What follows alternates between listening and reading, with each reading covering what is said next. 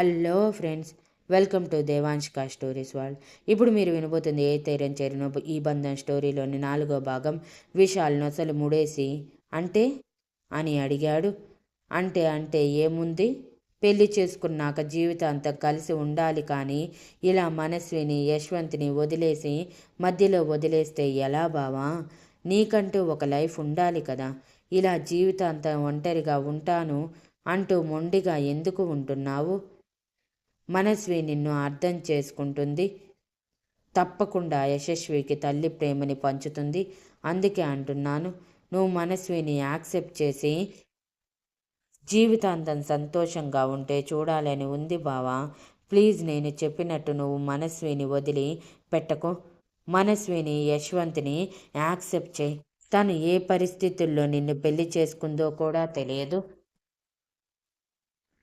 అసలు తన భర్త ఎవరో కూడా తెలియదు. ఉన్నాడో పోయాడో కూడా తెలియదు. ఇవన్నీ తెలుసుకోకుండానే పెళ్లి చేసుకున్నావా అంటే ఏమీ చెప్పవు. నిన్ను ఎలా అర్థం చేసుకోవాలో నాకు అర్థం కావట్లేదు అని అసహనంగా అన్నాడు. తన గురించి తెలుసుకోవాల్సిన అవసరం నాకు కొంచెం కూడా లేదు. తనకి నన్ను కాంట్రాక్ట్ మ్యారేజ్ చేసుకునేంత ఏం అవసరం ఉందో నాకు తెలియదు, కానీ నేను చెప్పిన డీల్కి ఒప్పుకుంది. తను చెప్పిన డీల్కి నేను ఒప్పుకున్నాను. ఈ 6 నెలలు కలిసి ట్రావెల్ చేసి నేను యశస్విని, తను యశ్వంత్ని తీసుకుని వెళ్ళిపోతాము. ఇదే మా లైఫ్. మధ్యలో ఇంకేం బంధాలు లేవు, రావు అని సీరియస్గా చెప్పి వాష్రూమ్లోకి వెళ్ళిపోతాడు.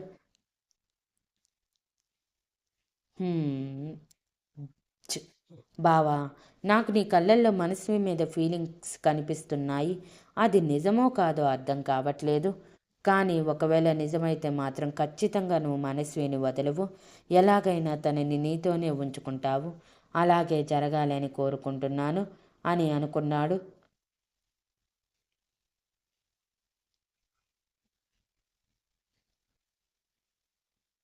మనస్వికి కూడా వాళ్ళిద్దరినీ అలా చూస్తుంటే పెదవుల మీద చిరునవ్వు చేరి అలానే నిలిచిపోతుంది.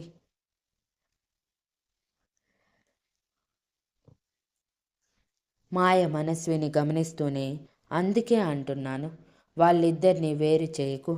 యశస్వికి తల్లి ప్రేమ అందిస్తున్న నువ్వు జీవితాంతం తనకి తల్లిగా ఉండలేవా? విశాల్ అన్నయ్యని యాక్సెప్ట్ చేయకపోయినా యశస్వి కోసమైన ఈ బంధాన్ని యాక్సెప్ట్ చేసి నీకంటూ ఒక జీవితాన్ని ఏర్పరచుకో. ఈ 6 నెలలు యశ్వంత్కి తండ్రి ప్రేమ అందించి ఒక్కసారిగా లాగేసుకుంటాను అంటే వాడి చిన్ని మనసు ఎంత బాధపడుతుందో అర్థం అవుతుందా నీకు? ఎందుకు ఇలా అయిపోతున్నావు?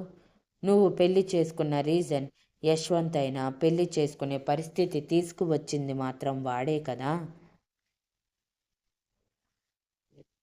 వాడి నుంచి తప్పించుకోవడానికే కదా ఇన్ని చేస్తున్నావు. మరి వాడికి నువ్వు విడిపోతావని, మళ్ళీ సింగిల్ అవుతావని తెలిస్తే ఇంకెంత అడ్వాంటేజ్ తీసుకుంటాడో నువ్వే ఊహించుకో. అన్నీ ఆలోచించుకొని ఫైనల్గా డెసిషన్ తీసుకో మనస్వి.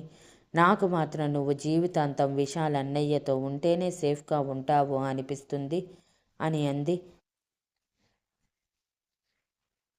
మనస్వి ఆలోచిస్తూ ఉండగానే యశ్వంత్ పరిగెడుతూ మనస్వి దగ్గరికి వచ్చి, మమ్మీ, నాకు ఈ ఇల్లు, అక్క, డాడీ చాలా నచ్చాయి. మనం ఇక్కడే ఉండిపోదాము. అక్కడికి వెళ్ళొద్దు. అక్కడికి వెళ్తే ఆ బ్యాడ్ అంకుల్, బ్యాడ్ ఆంటీ వచ్చి ప్రతిసారి నిన్ను ఏడిపిస్తున్నారు కదా. నేను పెద్దయ్యే వరకు వాళ్ళ జోలికి నువ్వు వెళ్ళకు. నేను పెద్దయ్యాక వాళ్ళని డిష్యూన్ చేస్తాను అని ముద్దు ముద్దుగా అన్నాడు.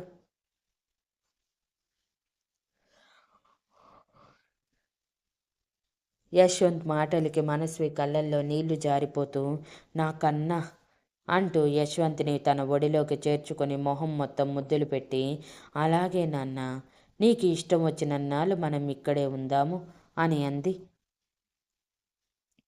మాయ కళ్ళల్లో మెరుపుతో, అంటే నువ్వు విశాల్ అన్నయ్యని యాక్సెప్ట్ చేస్తున్నావా అని అడిగింది.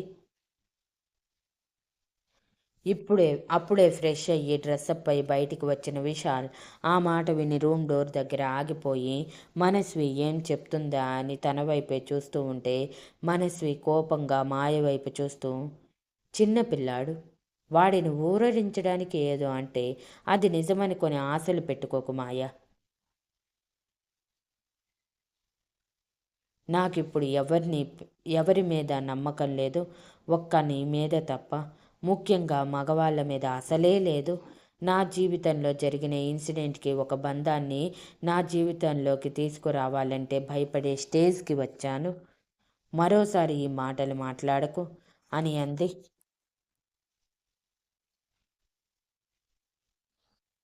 ఆ వెనకే వచ్చిన మనోజ్ డిసప్పాయింట్గా, ఈ మనస్వి కూడా ఏంటి ఇలా మాట్లాడుతుంది? ఈ పిల్ల కూడా వీళ్ళని జీవితాంతం ఒంటరిగా ఉండాలని ఫిక్స్ అయినట్టుంది. ఇలాంటి వాళ్ళే ఎందుకు తగులుతారు నాకు అని విసుగ్గా అనుకుంటాడు. విశాల్ మాత్రం ఆలోచిస్తూ, మనస్వి ఎందుకు అలా అంది? అంటే తన జీవితంలో ఏదో జరిగింది. ఏ బంధాన్ని యాక్సెప్ట్ చేయలేనంత పెద్ద ఇన్సిడెంట్ ఏం జరిగింది అని ఆలోచిస్తూనే వెంటనే తల విదిలించి, నాకెందుకు తన గురించి, నా పని నేను చేసుకోక అనుకుంటూ మనోజ్తో లంచ్ ఆర్డర్ చేయమని చెప్పాడు. మనస్వి వెంటనే, ఎందుకు విశాల్ గారు, నేను చేస్తాను, కిచెన్లో అన్నీ ఉన్నాయా అని అడిగింది. విశాల్ షార్ప్గా మనస్వి వైపు చూస్తూ, అవసరం లేదు, ఫుడ్ ఆర్డర్ పెడితే వచ్చేస్తుంది. దానికి నువ్వు కిచెన్లోకి వెళ్ళి నా కిచెన్ని పాడు చేయాల్సిన అవసరం అంతకంటే లేదు అని మొహానే అన్నాడు. మనస్వి మనసులో విశాల్ని తిట్టుకుంటూ, వీడి యాటిట్యూడ్ ఎవరి దగ్గర చూపిస్తున్నాడు? నా వంట ఒక్కసారి తింటే చేతులు నాకేస్తాడు వెధవ అని అనుకుంటూ అమాయకంగా మొహం పెట్టి, అంటే పిల్లలకి బయట ఫుడ్ పడదేమో అని అన్నాను, కనీసం పిల్లల కోసమైనా వండాలి కదా అంటూ యశ్వంత్ని మాయకి ఇచ్చి కిచెన్లోకి వెళ్ళింది. విశాల్ మనసు వెనకే వెళ్ళి, చూడు, నీకు వంట వస్తేనే చెయ్యి, అనవసరంగా పిల్లల మీద ప్రయోగాలు చేయకు, ఓకే? అలాగే నా కిచెన్ నీట్గా ఉండాలి. నాకు నీట్నెస్ అంటే మహా ఇష్టం. పెట్టిన వస్తువు పెట్టిన చోట లేకుండా పక్కకి జరిగితే అడగకుండానే కోపం వచ్చేస్తుంది. కాబట్టి జాగ్రత్త అని యాటిట్యూడ్గా చెప్పి బయటికి వచ్చేశాడు. మనస్వి యశస్ మనస్వి విశాల్ని ఇమిటేట్ చేస్తూ, పెట్టిన వస్తువు పెట్టిన చోట లేకపోతే నాకు కోపం వస్తుంది, జాగ్రత్త, ఎవరికి చెప్తున్నాడు వీడు అని అనుకుంటూ వంటగదిలో సామాన్లు సౌండ్ వచ్చేలా వాడుతూ పిల్లలు మాయకి తన వరకు వంట చేసుకుని డైనింగ్ టేబుల్ మీద పెట్టింది. విశాల్ ఆర్డర్ పెట్టిన ఫుడ్ కూడా రావటంతో అవి కూడా మనోజ్ డైనింగ్ టేబుల్ మీద పెట్టి, రా బావా, చాలా ఆకలి అవుతుంది అని అన్నాడు. విశాల్ ఓకే అంటూ డైనింగ్ టేబుల్ దగ్గర కూర్చొని మనస్వి వైపు చూడగా, మనస్వి పిల్లల కోసం ఫుడ్ కలుపుతూ ఉంటుంది. పిల్లల ఫుడ్ కలపటం కోసం తను చేసిన వంటల మీద లిడ్ తీయగానే మనస్వి వంట గుమగుమలాడుతూ ఉంటాయి. ఆ వాసన అందరి నాసికాలకి తగలగానే మనోజ్ నోట్లో నీళ్ళూరితే విశాల్ మనసులో, పర్లేదు, వంట బాగానే చేసినట్టుంది అనుకుంటూ మాయ ఆవురావురమంటూ డైనింగ్ టేబుల్ దగ్గర కూర్చొని మనస్వి వండినవి పెట్టుకొని తింటూ, వంటల్లో నిన్ను కొట్టేవాడే లేడే, నలభీమ పాకాన్ని చేత్తో తిప్పి పడేయగలవు, సూపర్ అసలు, రేపటి నుంచి నీ వంట మిస్ అవుతాను. పర్లేదులే, కానీ పూర్ విశాల్ అన్నయ్య నువ్వు చేసే వంటని మిస్ అయ్యాడు. ఒక్కసారి నీ వంట తింటే రేపటి నుంచి తింటే నీ వంటే తినాలి, లేకపోతే కడుపు మార్చుకోవాలి అని నినాదం చేస్తాడు తెలుసా అని ఊరిస్తూ ఉడికిస్తూ తింటూ ఉంది. మనస్వి చిన్న చిరునవ్వు నవ్వి విశాల్ వైపు సీరియస్గా చూసి పిల్లలకి తినిపిస్తూ ఉంటే విశాల్ యాటిట్యూడ్గా ఒక లుక్ ఇచ్చి, అంత నచ్చితే నువ్వే తిను, ఇంతలా బయటికి చెప్పి సొల్లు కార్చాల్సిన అవసరం లేదు, ఎందుకంటే నేను ఇంతకంటే ఎక్కువ టేస్టీ ఫుడ్ తిన్న రోజులు కూడా ఉన్నాయి అని తన వాళ్ళని గుర్తు చేసుకొని చెప్పి తన ఫుడ్ తింటూ ఉంటే మనోజ్ మాత్రం ఒక్కసారి మనస్వి వంట రుచి చూడాలి అనిపించి, మనస్వి, నేను పెట్టుకోనా అని అడిగాడు. పెట్టుకో అన్నయ్య అని అనగానే విశాల్ కోపంగా మనోజ్ వైపు చూస్తూ, ఆ ఫుడ్ తిన్నావంటే గొంతు పిసికి చంపేస్తా, నోరు మూసుకుని ఈ ఫుడ్ తిను అంటూ చికెన్ బిర్యానీ మొత్తం మనోజ్ ప్లేట్లో వేశాడు. మనోజ్ ఉసూరుమంటూ, సారీ మనస్వి అని చెప్పి టేస్ట్లెస్ బిర్యానీ కడుపులో పోసుకొని విశాల్ వైపు కోపంగా చూస్తూ, నువ్వు తినకపోతే మిగిలిన వాళ్ళని కూడా తిననివ్వవు కదరా. అసలు మనస్వి చేసిన వంట స్మెల్నే అదిరిపోతుంది. ఇక రుచి చూస్తే నోట్లో లాలాజలం ఊరి వచ్చేస్తుందేమో. అనవసరంగా మిస్ చేశావు అని అన్నాడు. విశాల్ సీరియస్గా మనోజ్ వైపు చూస్తూ, కొంచెం ఎక్కువ అవుతుంది, తగ్గించుకో. 6 నెలలే తను మనతో ఉండేది. ఈ 6 నెలల్లో తనకి ఎడిక్ట్ అయితే తర్వాత ఏం చేస్తావు? ఏదైనా ఒక లిమిట్లో ఉండాలి. అనవసరపు రిలేషన్లకి అలవాటు పడి వాళ్ళు వద్దని వెళ్ళిపోయాక మనం బాధపడితే తిరిగి వచ్చేది కాదు అని చెప్పి తన రూంలోకి వెళ్ళి ల్యాప్టాప్ పట్టుకున్నాడు. విశాల్ మాటల్లో కోపం కంటే బాధ ఎక్కువ అర్థమై మనస్వి విశాల్ జీవితంలో ఏం జరిగిందో అర్థం కాక తన భార్య ఏమైనా మోసం చేసిందేమో అనుకుంటూ ఆలోచిస్తూ ఉంది.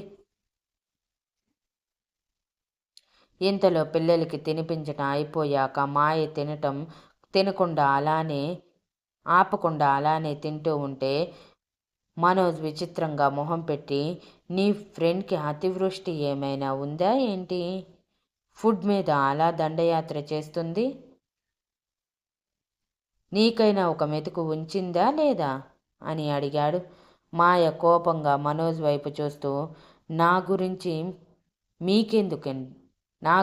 మీకెందుకండి, మీ పని మీరు చూసుకోండి, నా ఫ్రెండ్కి నా గురించి తెలుసు అని తింటూనే అంది. మాట్లాడేటప్పుడైనా తినటం ఆపచ్చు కదా అని చిరాకుగా చెప్పి, నీ ఫ్రెండ్కి కొంచెం మేనర్స్ నేర్పు మనస్వి. నువ్వు ఇంత డీసెంట్గా ఉండి నీ ఫ్రెండ్ మాత్రం ఎందుకు అంత డర్టీగా ఉందో అర్థం కావట్లేదు అని చెప్పి విశాల్ దగ్గరికి వెళ్ళిపోయాడు. మాయ కోపంతో బుసలు కొడుతూ వెళ్తున్న మనోజ్ వైపు చూస్తూ ఉంటే మనోజ్ మాటలకి మనస్వికి నవ్వు వచ్చి గట్టిగా నవ్వుతుంది. మనస్వి నవ్వు చూసి మాయ పెదవుల్లో చిరునవ్వు విరబూసి మనసులో, వాడు నన్ను అన్నాడన్న కోపం కంటే ఇప్పుడు నిన్ను నవ్వించాడన్న సంతోషమే ఎక్కువ అయ్యింది మనస్వి. నువ్వు ఇలా సంతోషంగా ఉంటే నాకు అదే చాలు. నీ స్వచ్ఛమైన నవ్వు చూసి చాలా సంవత్సరాలు అయ్యింది. ఇప్పుడు మళ్ళీ అదే స్వచ్ఛమైన నవ్వు ఆ మనోజ్ గాడి వల్ల చూస్తున్నాను అని అనుకుంటూ మనస్వి వైపే చూస్తూ ఉంది. Thank you for listening and please like, share, comment and subscribe.